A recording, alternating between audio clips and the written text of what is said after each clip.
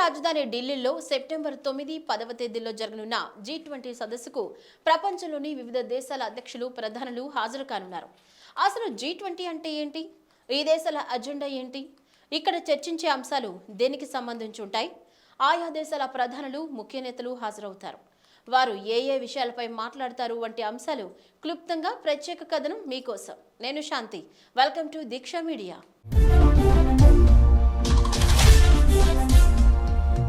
ఈ ఏడాది జరిగే G20 సదస్సు అత్యంత ప్రాధాన్యత సంతరించుకుంది. ఎందుకంటే భారత్లో జరుగుతుండడం కారణంగా చెప్పుకోవచ్చు. 9, 10 తేదీల్లో ఢిల్లీలో జరిగే సదస్సుకు ఇప్పటికే అన్ని ఏర్పాట్లు పూర్తయ్యాయి. ఇక్కడకు హాజరయ్యే దేశాల ప్రతినిధులు అత్యంత విలువైన ప్రసంగాలు చేస్తారు.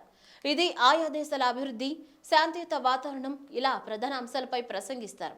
అలాగే ఏదైనా వివాదాస్పద అంశాలు ఉన్నా వాటిపై చర్చ జరుగుతుంది. G20 అంటే ఏంటి అనే విషయానికి వస్తే, G20 అనేది 20 దేశాల సమూహం. ప్రపంచ ఆర్థిక వ్యవస్థకు సంబంధించిన ప్రణాళికలను చర్చించే వేదిక. ఈ G20 దేశాలు ప్రపంచ ఆర్థిక ఉత్పత్తిలో 85%, ప్రపంచ వాణిజ్యంలో 75% వాటా కలిగి ఉన్నాయి. ప్రపంచంలోని 300 జనాభాలో 2 ఈ దేశాల సొంతం. ఇందులో Argentina, Australia, Brazil, Canada, China, France, Germany, Bharat, Indonesia, Italy, Japan, Mexico, Russia, Saudi Arabia, దక్షిణాఫ్రికా, దక్షిణ కొరియా, తుర్కియే, యూకే, యుఎస్ ఉన్నాయి. ఈ 19 దేశాలతో పాటు ఇందులో స్పెయిన్ శాశ్వత అతిథిగా ఉంది. G20 దేశాల్లోనే మరో చిన్న గ్రూప్ G7 సదస్సులకు హాజరవుతాయి. G20 దేశాల్లోని బ్రెజిల్, రష్యా, భారత్, చైనా, దక్షిణాఫ్రికా దేశాలు కలిసి బ్రిక్స్గా ఏర్పడ్డాయి. దారిని విస్తరణలో భాగంగా మరో 6 దేశాలకు ఆహ్వానాలు అందాయి. వాటిలో Argentina, Egypt, Iran, Ethiopia, Saudi Arabia, United Arab Emirates ఉన్నాయి. ఇక్కడ ఏం చర్చిస్తారు అన్న విషయానికి వస్తే, గతంలో జరిగిన సమావేశాల్లో G20 నేతలు కేవలం ఆర్థిక విషయాలపైనే కాకుండా వాతావరణ మార్పులు, సస్టైనబుల్ ఎనర్జీ, బహుళ జాతి సంస్థలపై పన్నుల విధింపు వంటి అంశాలపై చర్చించారు.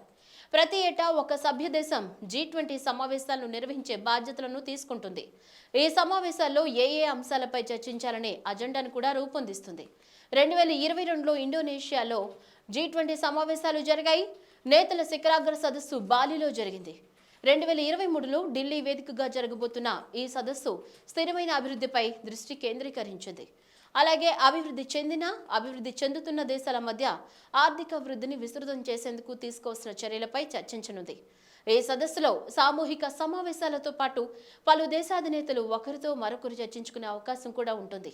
సదస్సులో వాతావరణ మార్పు, యుక్రెయిన్పై రష్యా యుద్ధం, పేదరికంపై పోరాటానికి ప్రపంచ బ్యాంకు వంటి సంస్థలు తీసుకోవాల్సిన చర్యలు వంటి విషయాలపై అమెరికా అధ్యక్షులు జో బైడెన్ మాట్లాడతారని వైట్ హౌస్ వర్గాలు తెలిపాయి. అయితే ఈ సదస్సుకు రష్యా అధ్యక్షులు వ్లాదిమిర్ పుతిన్ హాజరు కావటం లేదని క్రెమ్లిన్ తెలిపారు. చైనా అధ్యక్షుడు షీ జిన్పింగ్ కూడా ఈ సమావేశాలకు దూరంగా ఉండనున్నారని చెప్తున్నారు. అజెండాలో వివాదాస్పద అంశాలున్నాయా అన్న విషయానికి వస్తే, యుక్రెయిన్లో రష్యా యుద్ధం ఢిల్లీ సదస్సును ఇబ్బంది పెట్టే అవకాశం ఉంది. దీనిపై చర్చ జరిగే అవకాశం ఉండొచ్చు.